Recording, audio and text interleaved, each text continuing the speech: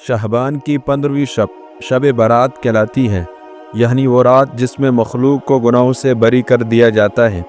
तकरीबन 10 सहाबा किराम से इस रात के मुताल्लिक अहादीस मनक़ूल है।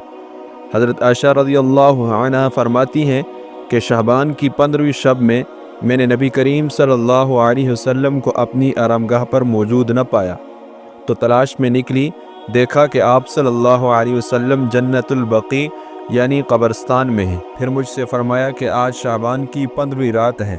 इस रात में अल्लाह ताला आसमान दुनिया पर नुज़ूल फरमाता है और कबीला बनी कल्ब की बकरियों के बालों की तादाद से भी ज़्यादा गुनहगारों की बख्शिश फरमाता है। दूसरी हदीस में है, इस रात में इस साल पैदा होने वाले हर बच्चे का नाम लिख दिया जाता है। इस रात में इस साल मरने वाले हर आदमी का नाम लिख लिया जाता है। इस रात में तुम्हारे आमाल उठाए जाते हैं और तुम्हारा रिज़्क उतारा जाता है।